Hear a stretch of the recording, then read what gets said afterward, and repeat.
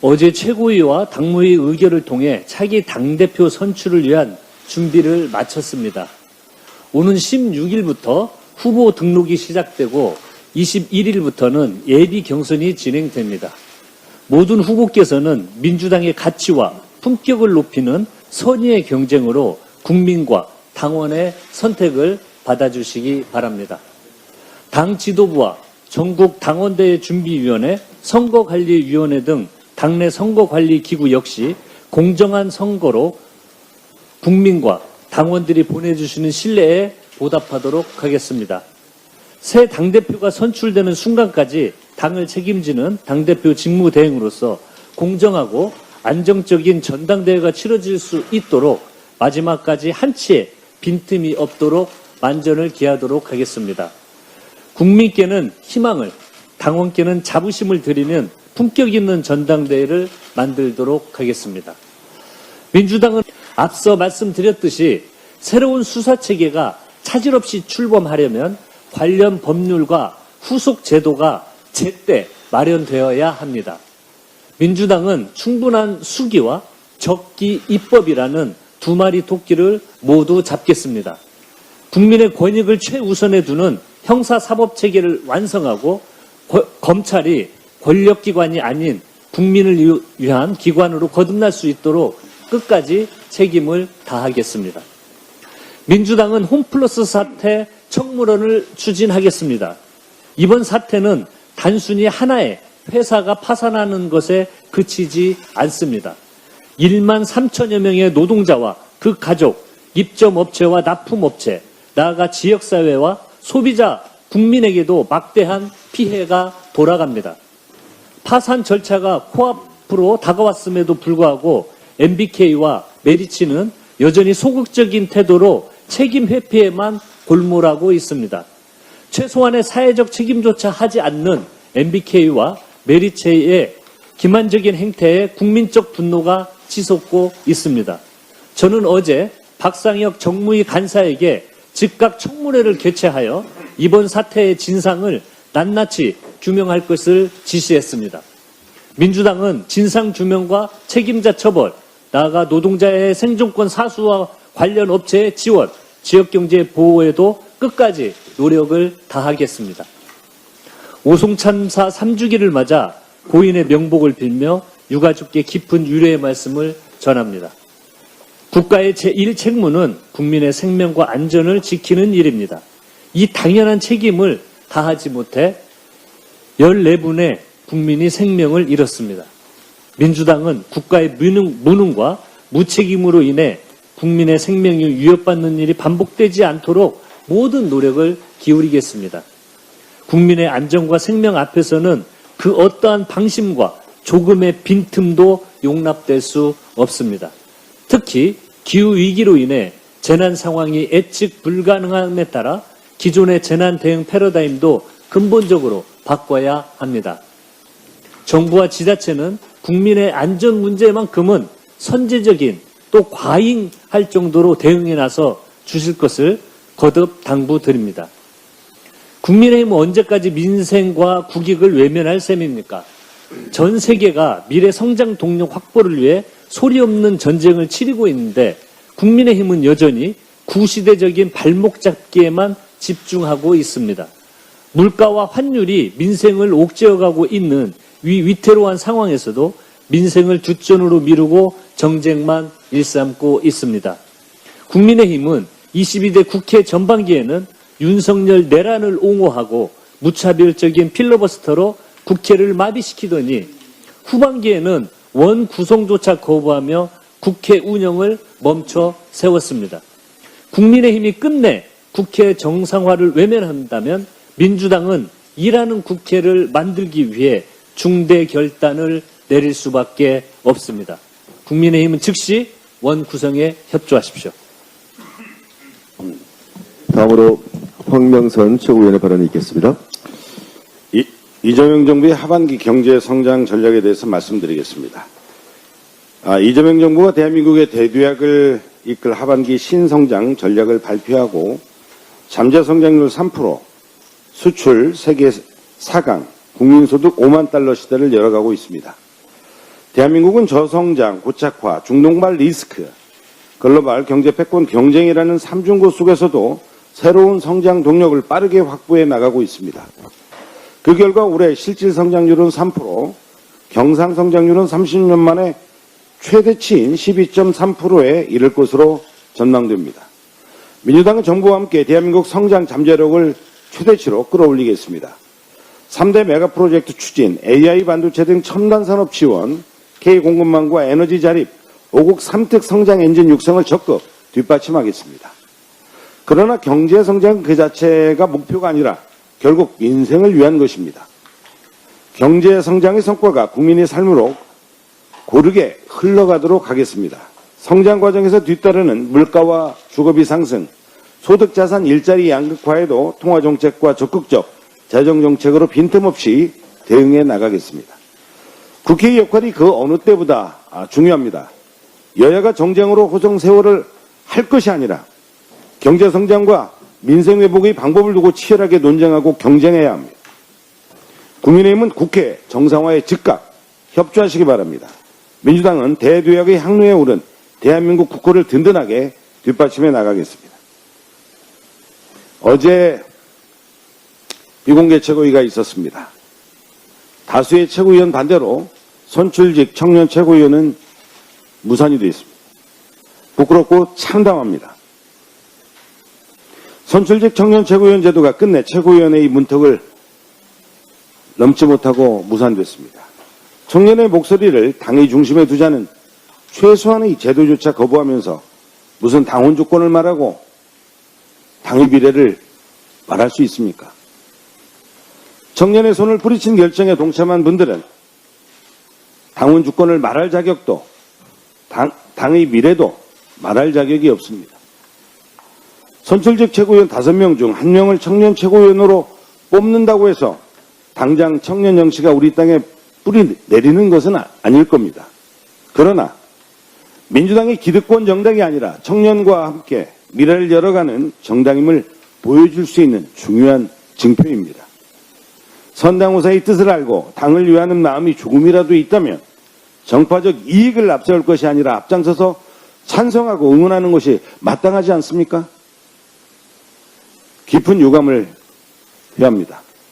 청년에게 등을 돌린 이 결정에는 반드시 책임이 따를 것임을 분명히 밝혀둡니다. 8월 17일 전당대회에서 선출된 새 지도부에게 요청합니다.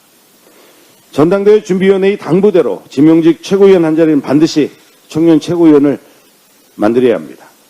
아울러 사적 이해관계가 당의 미래를 다시는 발목 잡지 않도록 당원 당규를 개정해 청년 최고위원을 선출직으로 제도화해야 합니다.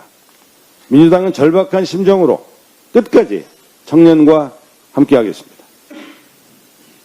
주진우 의원의 허위 조작, 가짜뉴스 영상에 대해서 한 말씀 드리겠습니다. 국민의힘 주진우 의원은 국회의원입니까? 사이버 레카입니까? 주진우 의원이 이틀 전 자신의 유튜브 계정에 허위 조작 가짜뉴스 영상을 제작해 유포했습니다. 내용인즉 김혜경 여사가 몽골 대통령과 악수한 직후 손을 털었다고 외교적 결례를 범했다는 것입니다. 명백한 가짜뉴스입니다. 악수 직전 여사께서는 몽골 전통 활을 건네받아 활 시위를 여러 차례 당겼습니다. 악수 전부터 손이 아파서 계속 손을 만지고 털고 있었습니다. 활 시위를 당겨본 적이 없는 일반인이라면 손에 통증을 느끼는 것은 너무나도 당연합니다. 전체 영상에서 활 시위를 당기고 아파하는 장면을 모두 확인할 수 있는데도 악수 직후 손을 터는 장면만 짜집게서 유포한 것입니다. 비열하게 짝이 없는 악의적 조작 선동입니다. 대국민 사기극이자 대한민국 국회의원이 했다고는 믿을 수 없는 행태입니다. 주진우 의원 같은 바로 이런 사람들을 처벌하고 허위조작 정보 피해자를 보호하기 위해 가짜뉴스 방지법이 반드시 필요한 것입니다. 주진우 의원은 대한민국 국회의원 맞습니까? 이참에 의원직에서 물러나 사이버 레카 유튜버로 전향하십시오. 민주당은 즉각적인 법적 조치로 주진우 의원이 잘못된 정치를 반드시 심판하겠습니다. 허위 날조 정보로 국민의 눈과 귀를 가리려 한 대가를 반드시 치르게 하겠습니다. 최소한의 양심이 있으면 지금이라도 김혜경 여사와 국민께 사죄하고 영상을 즉시 삭제하시기 바랍니다. 이상입니다. 네, 다음으로 강덕구 최고위원의 발언이 있겠습니다. 국군사관학교 창설과 관련해서 제 입장을 말씀드리겠습니다. 이재명 정부는 정예장교 육성을 위해서 국군사관학교 창설을 추진하고 있습니다. 국군사관학교가 필요한 이유는 명확합니다. 육해 공군의 모든 장교들이 국군이라는 정체성을 갖고 대한민국 국군을 민주주의와 그리고 헌법을 수호하는 군대로 이끌어 가야 하기 때문입니다. 모든 사관학교 생도들이 군사 기초 교육을 함께 받고 그리고 각 군종별로 특성화 교육도 받게 됩니다. 일반 대학에서 교양 과정 그리고 전공 과정을 나누어 교육하는 것과 같은 이치라고 생각하시면 될 것 같습니다. 국군사관학교 창설과 관련 일부 사관학교 동문들이 우려가 있다는 것을 잘 알고 있습니다. 그러나 분명히 말씀드립니다. 사관학교를 없애는 것이 아닙니다. 미래를 위한 더 나은 사관학교로 거듭나는 것입니다. 그것이 시대의 요구입니다. 우크라이나 전쟁을 보십시오. 이미 현대전은 육해 공군의 경계가 없습니다. 드론이 육상 작전을 수행합니다. 그리고 AI가 전쟁의 양상을 바꾸는 시대가 되었습니다. 육해 공군이라는 도식화된 기준으로는 더 이상 전쟁을 수행할 수도 그리고 대비할 수도 없습니다. 새로운 형태의 전쟁에 종합적으로 대응할 수 있는 유능한 장교를 길러내는 것, 그것이 국군사관학교 창설 이유입니다.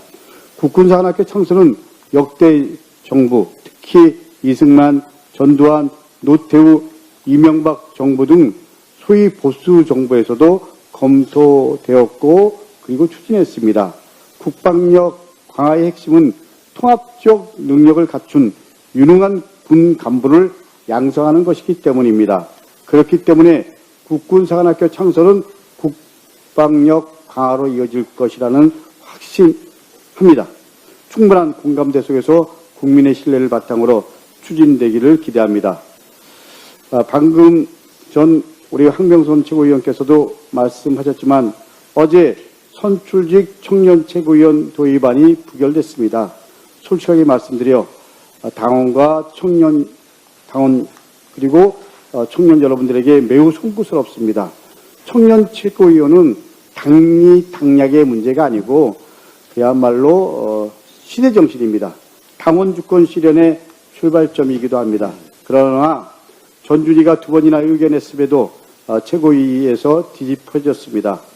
청년의 정치 참여와 그리고 당의 미래보다 더 중요한 것이 무엇이었는지 부결시킨 최고위원들에게 묻고 싶습니다. 우리는 이번 지방선거에서 서울시장을 잃었습니다. 그리고 2030 세대의 마음을 얻지 못했습니다. 2030 세대는 대한민국의 미래이고 그리고 미래민주당의 중심 세대입니다. 지금 이들의 마음을 얻지 못하면 민주당의 미래도 없습니다. 어떻게 보면 민주당이 잘못하면 공룡이 될 수도 있습니다. 청년을 정치의 소비자가 아닌 당 운영의 중심으로 세워야 합니다.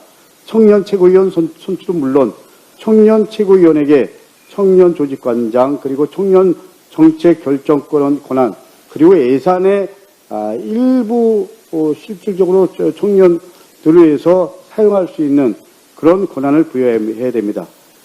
그것이 어떻게 보면 민주당의 새로운 민주당 그리고 민주당의 대대적인 청년화의 시작입니다. 어제 비록 우리는 몇몇 최고위원들의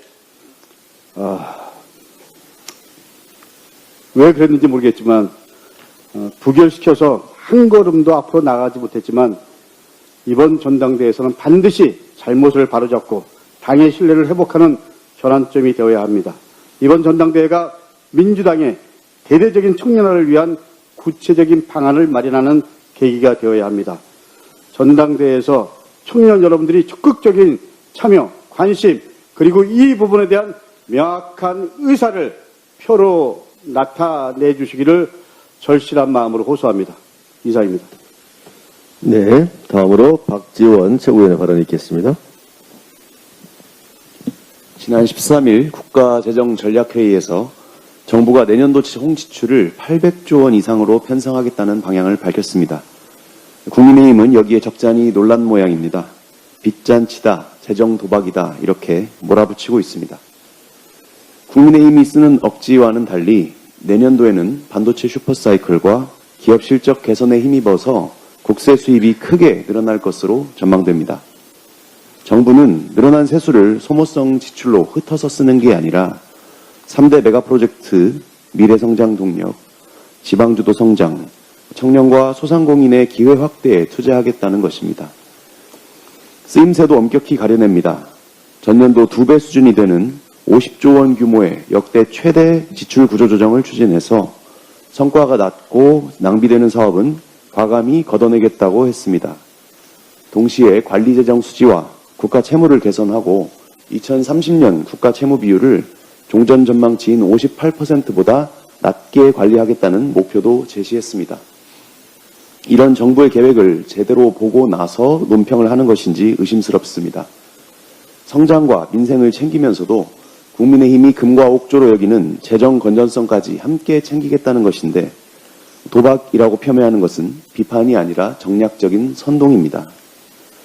국민의힘 의원 여러분, 후반기 국회 출범한 지가 40일도 더 넘었습니다.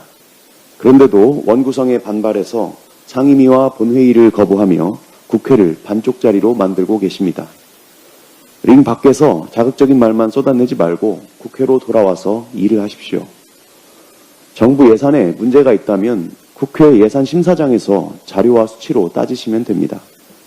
민생 법안에 이견이 있다면 상임위에서 토론하고 대안을 내놓으십시오. 국민의힘 의원들께서 지난 40여일간 받아간 세비만 해도 14억 원이 넘습니다. 정말 재정을 걱정하신다면 장외에서 궁시렁대는 정치를 멈추고 세비가 낭비되지 않게 국회로 돌아오십시오. 일하는 국회의 모습을 국민들께 보여드리지 않는다면 주권자의 준엄한 심판을 피할 수 없을 것입니다. 이상입니다. 네, 마지막으로 박규환 최고위원의 발언이 있겠습니다. 검사는 한결같기나 하지 민주당 정치인들은 도무지 믿을 수 없다. 당원과 지지자들의 분노가 들끓고 있습니다. 수사권과 기소권의 완전 분리 원칙을 실현하는 검찰개혁이 놀랍게도 민주당 국회의원들의 협작과 배신으로 좌초하는 것은 아닐까 의혹과 걱정을 넘어 절망과 분노까지 표출하고 있습니다.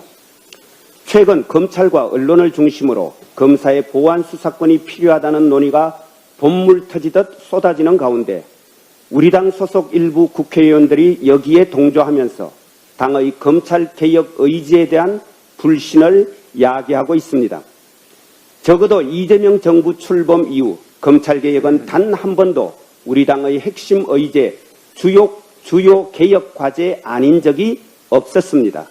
특히 작년 9월 추석 귀성길 유서를 통해 검찰청 폐지 소식을 들려드린 뒤 지금까지 그리고 가깝게는 지난 3월 공소청과 중수청법이 제정된 뒤로 우리 당은 줄곧 기소권과 수사권의 완전 분리 원칙을 구현하기 위한 제도 설계를 추구했고 마침내 당 정의 의견 일치를 이루어 막바지 입법 작업을 서두르는 즈음에 이 무슨 때늦은 문제 제기입니까?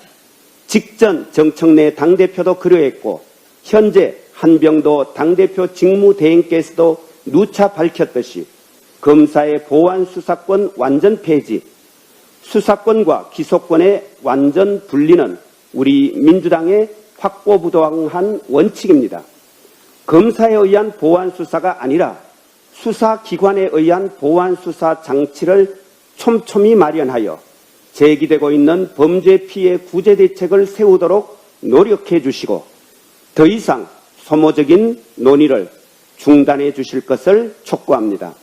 10월 2일 기소전담기관 공소청, 중대범죄수사전담기관 중수청이 출범하는 데 차질이 없도록 모두 힘과 지혜를 모아주시기를 거듭 부탁드립니다. 어제 선호투표 실시를 담은 당규 개정, 전국 당원대회 준비위에 선호투표 실시 결정이 있었고 오늘 당무위원회 의결을 통해 최종 확정됩니다. 여기에 오기까지 상당한 갈등이 있었습니다. 당원들께서 많이 걱정하셨고 심지어 실망하고 분노하시는 분들도 많습니다. 있는 그대로 당헌 당규를 따르면 될 일인데 왜 이리 복잡하게 문제를 만들고 논란을 키우는지 그 저희를 의심하는 분들도 많이 계십니다. 상처받은 동지들께는 참으로 미안하고 죄송합니다. 당원과 지지자들께 부탁합니다. 민주당이 무너지면 민주주의도 무너집니다. 실망스럽고 화나시더라도 헤어질 결심, 외면하거나 탈당할 결심하지 마시고 당원 주권의 깃발이 내려지지 않도록 검찰 개혁이 좌초되지 않도록 민주적 국민정당 더불어민주당을 지키는 길에 함께해 주십시오. 민주당을 지켜주십시오. 이번 선호투표 관철 과정에서 드러난 문제가 참으로 많지만 하나만 짚겠습니다. 왜 당의 건간이자 당원의 주권 의지의 표현인 당헌 당규를 이리 가벼이 여깁니까? 누구나 인정하듯이 당의 모든 의사 결정과 운영은 당헌 당규에 기반을 두어야 합니다. 전국 당원대회 준비위원회도 예외일 수 없습니다. 전준위는 당헌 위에 있거나 당규 바깥에 있는 기구가 아닙니다. 전준위는 당헌 당규에 의해 설치된 기구입니다. 치외 법권지대가 아닙니다. 당헌 당규를 위반하는 결정을 내릴 수도 없고 내렸어도 안 됩니다. 물론 전준 위원들이 당헌 당규 위반 사실을 제대로 파악하지 못하고 결정할 수도 있습니다. 이해합니다. 다만 위법성이 지적되고 확인되는 순간 멈추고 대책을 세워야 마땅합니다. 고집 피우고 강변하며 평지풍파를 일으킬 이유는 없습니다. 심지어 당헌 당규 위반을 지적하는 최고위원회를 겁박하는 듯한 태도까지 취하며 그렇게까지 저돌적이어야 할 말 못한 이유라도 있습니까? 그렇게 당헌 당규 위반이 아니라고 강변했지만 결국 위법성을 해소한다고 당규를 개정하지 않았습니까? 그렇다면 사과라도 해야지요. 도리어 당헌 개정까지 수반하는 청년 최고위원 제도 받아들이지 않았다고 유감을 표명하다니 이 무슨 안하무인입니까? 모레부터 후보 등록 시작하는데 지금 당헌 개정 절차 밟으면 전준위가 스스로 제시한 당대표 선거 일정, 당원대회 일정 치를 수 있습니까? 미루어야 하지 않습니까? 솔직하셔야죠. 청년 세대가 직면한 주거, 일자리, 자산 형성 등 청년 의제를 전면화하고 이를 당의 의사결정 구조안으로 수용하기 위한 청년 최고위원 제도 도입할 만한 가치 충분합니다. 도입하자고 했습니다. 다만 도입하려면 당헌 당규 개정 등의 선결 절차를 이행해야 하므로 후보 등록 코앞에 두고 이게 가능하냐고 묻지 않았습니까? 왜 애시당초 불가능한 안을 제시하고는 그것 받아주지 않는다고 떼를 쓰고 마치 청년을 외면하는 사람인 양 비난하고 이게 무슨 해괴한 짓입니까? 한다고 칩시다. 후보 등록하고 선거운동 준비할 시간이 며칠이나 됩니까? 그 며칠 안에 과연 얼마나 많은 청년 당원들이 청년 최고위원회 관심을 갖고 출마할 수 있겠습니까? 출마 결심했다 칩시다. 포부와 공약을 준비할 시간은커녕 소득금액 증명원, 납세사실 증명서, 범죄 경력 회보서 등 15종이 넘는 서류 준비할 시간조차도 없습니다. 과연 누가 나설 수 있습니까? 미리 후보 등록 준비 다 갖춘 사실상의 전업 정치인 유튜브가 아닌 이상 불가능할 것 아닙니까? 보통의 청년 당원은 참여 기회 자체가 사실상 원천 봉쇄될 수밖에 없어서 오히려 대다수 청년을 덜러리로 세웠다는 비판에 직면할 수밖에 없지 않겠습니까? 이렇듯 정작 보통의 청년에게는 기회의 문을 닫아놓고 그리고 경선 과정 또한 당대표 경선에 묻힐 수밖에 없는 현실 고려할 때 오히려 다양한 청년이 참여하고 폭넓은 청년의제 심도 있게 논의 확산하자는 그 취지 제대로 달성하려면 당대표 선출되시는 분이 최고위원 지명권을 활용해서 당원 선출에 의해서 결정된 그분을 지명해 주자 이렇게 제안하지 않았습니까? 결국 오늘 전준희가 그 안을 받아들이지 않았습니까? 그러면 되었는데 왜 자꾸 청년 의제를 무시한다, 청년을 무시한다 이런 식으로 몰아갑니까? 이거야말로 어떤 정치적 의도가 없다면 도무지 이해되지 않습니다. 이제 함께 결정된 안에 따라서 같이 화합하면서 힘을 모아서 전당대회를 함께 치러야 될 때입니다. 서로에 대한 비난을 자제하고 자중하면서 지금부터 같이 당대표 선거, 최고위원 선거, 그리고 전국 당원대회를 함께 아름답게 치르기 위해서 힘을 모으기를 부탁드립니다. 저도 앞으로 자중하고 자제하겠습니다. 고맙습니다.